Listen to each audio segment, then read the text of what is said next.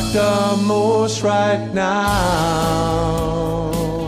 He's also running a service called Two Guys, a Doctor, and a Truck, which is in the middle of a move. How is the move, Doc? You okay? Yeah, I'm okay. It's interesting. I'll tell you. I'm sure many of your listeners, after living in a house for 25 years, it's amazing how you just say, where did I get all this stuff from? Yep. You accumulate a lot of, I don't want to use a technical term here, but a lot of crap.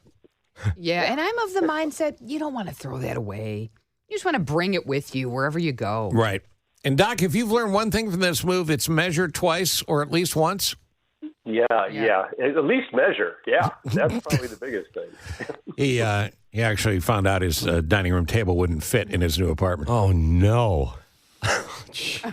Yeah. No, I wish it was a dining room. I don't even. It's a kitchen table. Oh. That's one small space.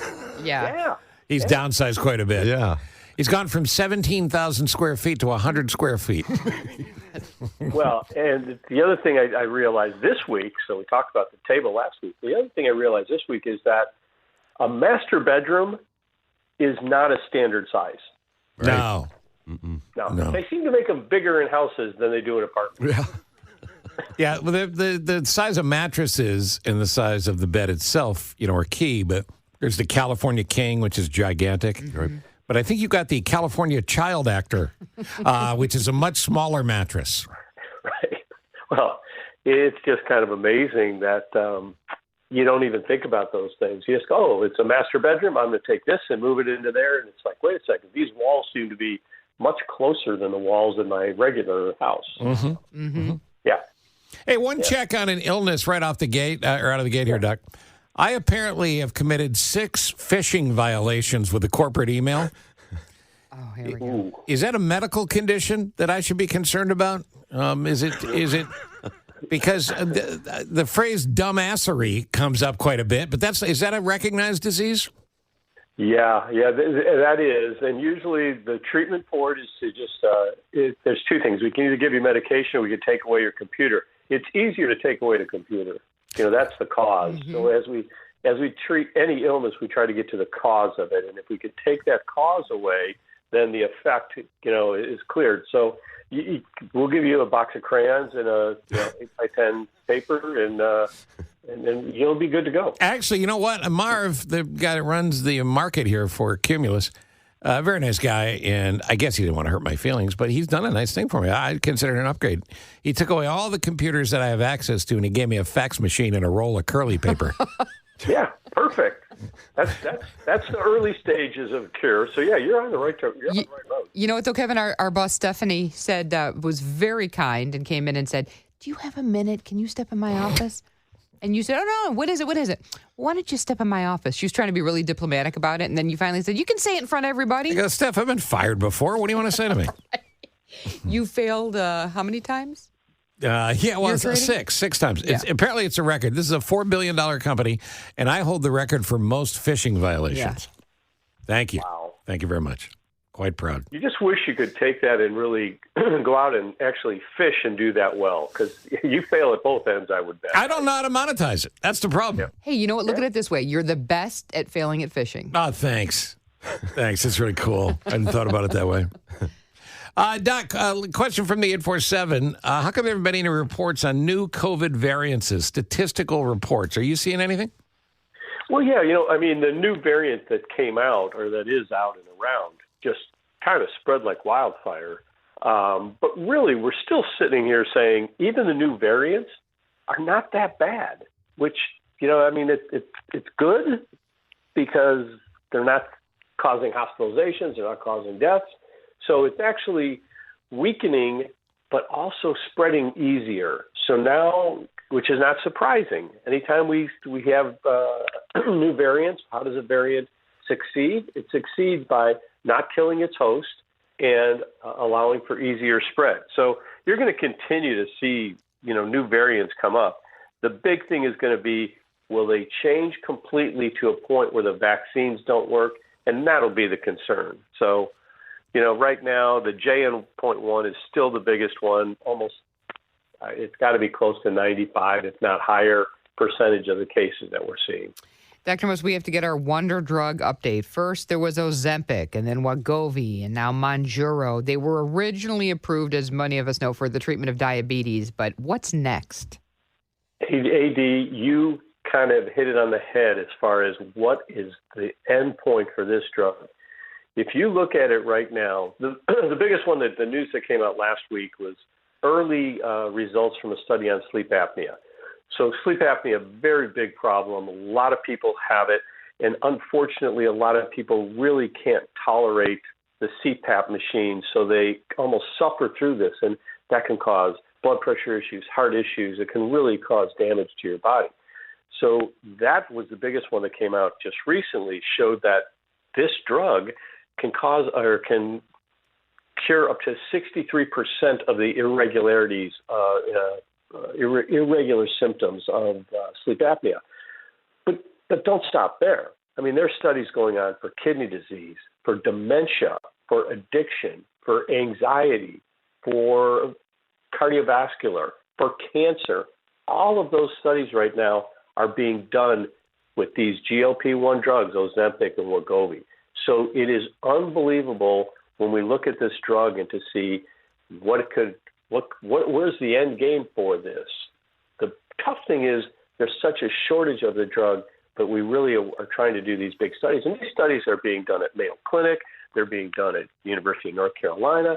They're being done across the world. So it's amazing where this drug may end up. But the prices are still exorbitant with many of these, especially the Ozempic, the Wegovy. They're still, between $1,000 and $1,500 a month, and insurance doesn't cover most of them. Do you see that changing at some point? Absolutely, and you probably hit it right on the head. There's a lot of people who want it and really don't fall under one of the, I don't have diabetes yet, I just want to lose some weight. But as the indications increase, there's going to be more and more people that actually qualify. So, now if it's approved for anxiety and depression, okay, that's going to open up even more people where the insurance companies will have to cover it. Once it gets the approval for Medicare for most things, once it gets the approval for Medicare for cardiovascular, you're going to start to see, okay, that's going to open up a lot of doors for individuals to use this medication. Now, I'm not a big proponent of it. I mean, I think it works. I think it's great, the impact that it makes. I'm not trying to sell the drug.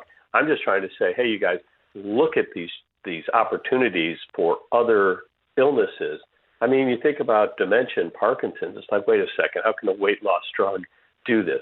Well, it's actually been shown that it decreases the amyloid and tau proteins in your brain, two of the biggest things that we look for Parkinson's and for dementia. So I'm not sure where the end point is with this one, but certainly there'll be more and more opportunities to see what it is. And as we get more people using it, you would hope that the cost would come down because the insurers are going to start to put more pressure on the drug companies. Is the production going to keep up with the demand at some point? No way. No way. I mean, they're looking at, the predictions right now, they're looking at shortages well through the next couple of years. So now that the patient who comes in and says, I really want this, that doctor is going to have to start making a case, to Andrea's point, to the insurance company to say they are one that deserves this. It's almost going to be, hey, you're going to get on a list to say, all right, who can get it and who can't. Yeah, a Wegovy lottery. Yeah. That's what it is, yeah. Yeah, and play bingo and get the drug. All right, well, this would probably be a good time, Doc, for you and I to open up our big Wegovy pop-up store. Well, how much are you selling it for? With you? Well, with Kevin, I would for sure. Yeah, well, he'd be the doctor. I don't know if I'd buy it from you. I'd be the sales guy. Okay. Yeah. You're the pusher man. Actually, you know what I'd be? Exactly. You know what I'd be? The live before picture. jeez. I'm right there with Steve, you. But you laugh, and Andrea, the same. You guys talk about your knee pain. Yeah. There's a study going on right now that is using Wegovy as well, and it is showing that it also decreases knee pain in individuals. I need to be part of this study. Can it grow hair? I mean, you're only a couple. No, I don't need that part of the study. You're only a couple of things short for fixing everything here. Yeah, Andre, if you want to get in the study, you might have to go to Denmark. It's being done out of Copenhagen, but Google it, and it's pretty fascinating when it shows the difference. And they say, okay, is it the difference because the weight loss is there, or is it difference because with weight loss people feel better? When they feel better, they have a higher tolerance for pain. Those are all the things they're going to have to sort out. They're more those active. ones that are kind of soft, I'll say. You find out that it's the wooden shoes. I'm in it. I am in. Can I do the show from Denmark? Do you care? Yeah, it'll be like a month from now. I'll go, Andrea's still in Denmark? More with Dr. Kevin Most in just a second. Stand by. Call Dr. Most right now. On the Big 89 WLS, we'll get back into this drug shortage question in just a second. Dr. Kevin Most, a couple of listener questions here. 630, colon removed due to FAP, which I understand a doc is a serious colon condition, and a serious surgery. Should I be taking a probiotic? Yeah. So FAP, it's a hereditary. It's an inherited disorder which causes cancer in the colon. So good that you knew about it and good that they tracked it. So it's familial adenomatous polyposis. So when they take out that portion of that colon, they can actually, I don't want to say cure, but it's pretty much a cure if you can remove that portion and the disease is no longer there. Taking a probiotic, we have to remember that probiotics help us with our digestive system. Our digestive system happens more in the stomach and the small intestine. So not a lot of activity in the colon or the large intestine. So it certainly will help you, but there's nothing that's going to hurt you by taking it by any means. So certainly I would say not a bad idea. Good that you identified it because these tumors can really cause major problems, so having that removed. But again, the absorptive portion of the body for vitamins and for nutrients happens in the upper portion, in the small intestine, prior to getting to the large intestine. So it'll help, but it's not going to be a major change for you. Dr. Most, question from Dave in Crystal Lake. What are the similarities between heart attacks and strokes? Can you have them at the same time? Well, you can, but that would be kind of like winning the lottery and A really bad lottery. Yeah, exactly. So they're very similar. They can be very similar. For strokes, there are two kinds of strokes. One stroke is caused by a bleed. In other words, the blood vessel bursts in your brain and you have blood in your brain. That's one part of the stroke. The more common parts of stroke are caused actually just like by heart attack, where you have a clot. And a clot forms and it stops the blood flow from going any further into the brain. That's why now we have neurointerventional radiologists, which are phenomenal, amazing people who go up and remove that clot to allow the blood flow to get to the brain and actually, if it's done soon enough, have essentially a full recovery. Same thing happens in the heart, where that clot will go and hit the little portion that's left that's going to stop the blockage of blood flow to a part of the heart, and then that part of the heart either gets stunned, damaged, or dies. So you have muscle death there, essentially. Mm-hmm. So they're very similar. We take a stroke and a heart attack and say that they are similar as far as the mechanics of how it can go, where a blockage stops blood flow from bringing oxygen and nutrients to a place a little bit further. Why are some... I'm sorry, Dr. Most. Having it at the same time would be very unusual, but certainly it's possible. Why are some strokes symptoms reversible and others are not? Yeah. So we know that if we can get that clot taken out quickly, we have this window of opportunity. It used to be called the golden hour, golden 2 hours. Now it's actually expanded quite a bit. But as soon as we can get the blood flowing back to that portion of the brain that has been stopped from having blood flow, then we can have great recovery. We're very fortunate in Chicago to have as many primary stroke centers. I mean, I was very fortunate at Central DuPage to work with some phenomenal. Dr. Harish Shonkeen is just known throughout the world for his ability to go and get clots out of people's brain in a very short period of time. The stories are just amazing. People are going in what used to be, all right, after this occurs, we're going to have to teach you how to eat with your left hand. You're going to walk with a walker, and you're going to have, other issues.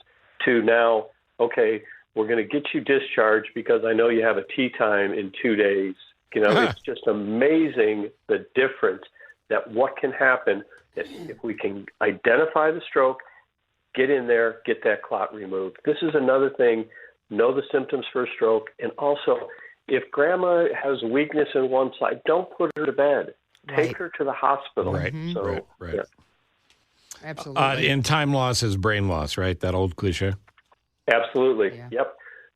The minutes, and it's the same in the heart. The quicker we can go in and open up that blood vessel with angioplasty or, opening up the blood vessel with blood thinners, certainly those are going to be the ones that are going to have a better recovery even from the heart. Because both like heart and brain, they don't recover well if they're kept from getting oxygen and nutrients for a very short period of time.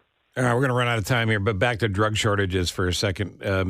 Generics being short means you're going to pay more because, I ran into this week personally. And not enough companies making the generics for those patents that have expired and the generics that are out there. What do we need? Do we need, more of a supply line?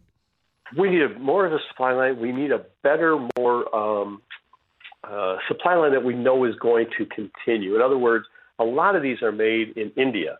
And nothing against India. It's a great country and they have great places. But sometimes we find, hey, there's an issue here. They shut down the plant. Well, you can't do that. There's only 2 places in the world that are making some of these generics. So you're going to start to see what we're seeing right now, record high. You think about it, as we advance, you would think, wait a second, we should be going the other direction.